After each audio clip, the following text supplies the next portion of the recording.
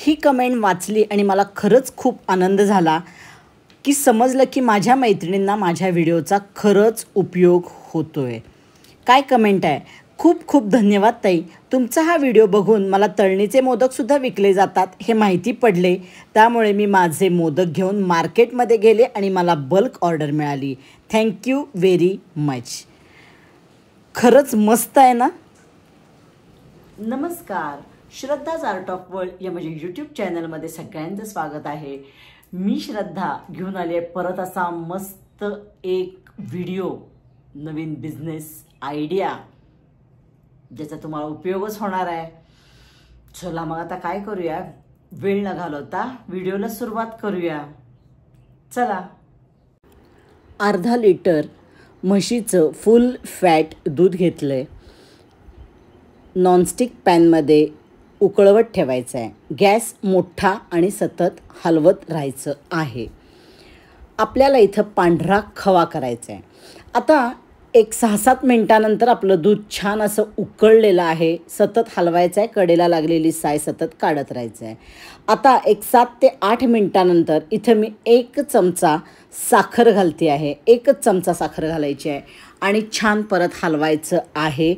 कडेला लागलेली साय काढायची आहे। आता आपल्याला इथं पांढरा खवा करायचा आहे। पांढरा खवा करण्यासाठी मोठा गॅस ठेवावा लागतो आणि सतत हलवायला लागतं।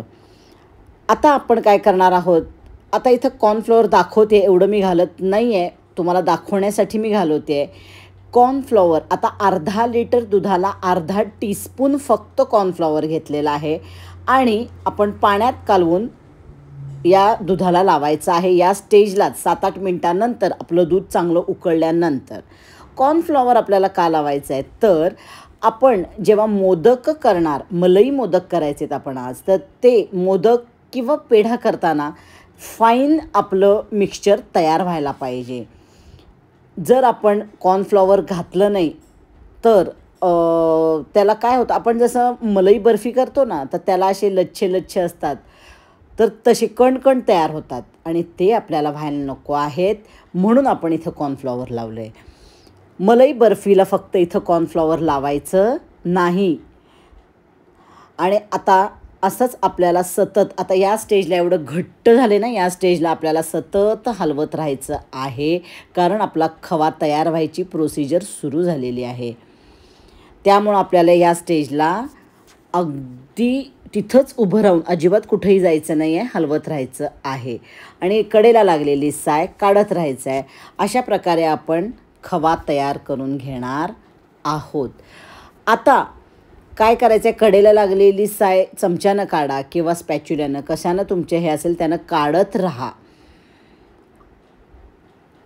आणि आपला खवा आता तयार होत आलेला आहे, घट्ट झालेला आहे। पहिला आपल्या दुधाची बासुंदी तयार झाली, रबडी झाली, नंतर आणि मग खवा। आता या स्टेजला आपण साखर घातलेली आहे आणि आता आपला खवा परत पातळ होणार आहे, कारण साखर विरघळणार आहे। आणि आता परत आपल्याला सगळं छान हलवायचं आहे आणि परत आपलं मिश्रण घट्ट होईपर्यंत आपल्याला हलवत राहायचं आहे।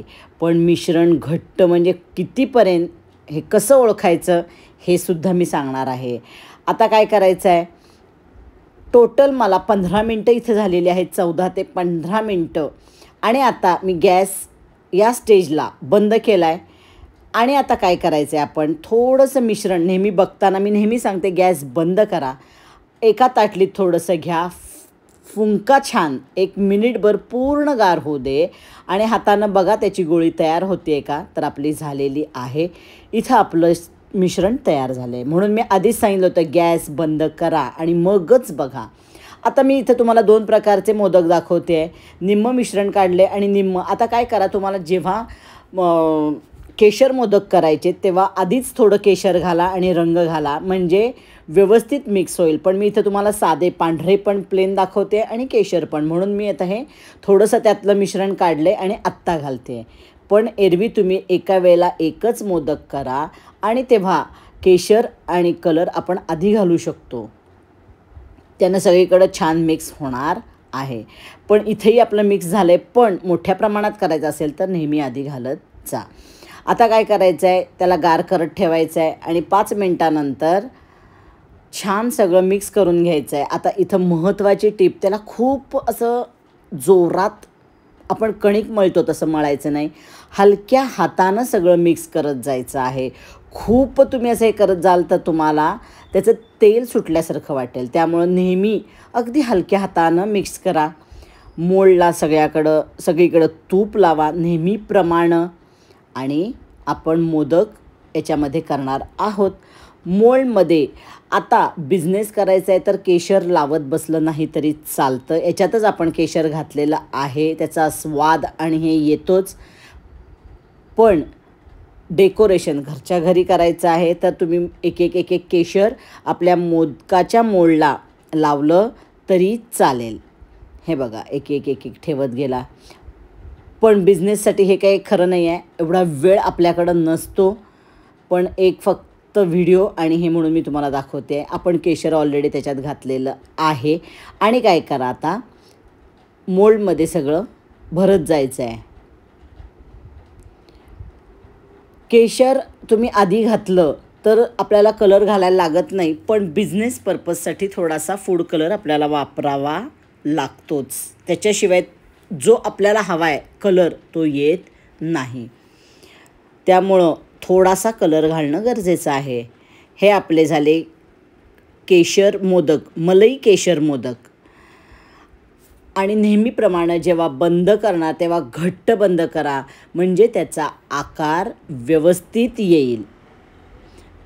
घट्ट बंद करायचं आहे आणि सुरीनं सगळं काढायचं आहे आणि आपण डिमोल्ड करायचं आहे की आपले केशर मलई मोदक तयार झालेले आहेत. हे बघा, आहा. आणि कडेला जे एक्स्ट्राचं लागलं आहे ते हाताने ॲडजस्ट करायचं. हे नेहमीप्रमाणे मी सांगते. महत्त्वाचं की कॉर्नफ्लॉवर जे प्रमाण दिले तेच घाला, खूप घालू नका. कॉर्नफ्लॉवर 1 लिटरला 1 टीस्पून, अर्ध्या लिटरला अर्धा टीस्पून एवढंच आपल्याला घालायचं आहे की आपले मलई बर्फीसारखे कणकण येतात, तयार होतात, ते होऊ नयेत म्हणून. आणि ह्याचेच आपण पेढे करू शकतो. मलई पेढे, केशर मलई पेढे, की हे झाले आपले पेढे. आता आपण काय करणार आहोत, जे आपण रेग्युलर आत्ता केलं साधे मोदक, मलई मोदक किंवा मलई पेढे, ते सुद्धा आता हे मिश्रण आहे.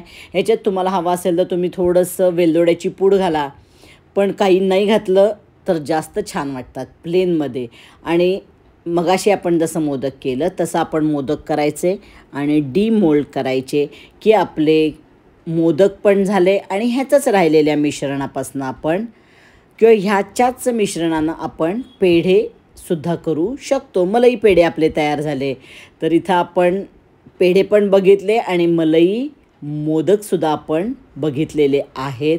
हे बघा किती सुंदर झालेले आहेत आपले मोदक.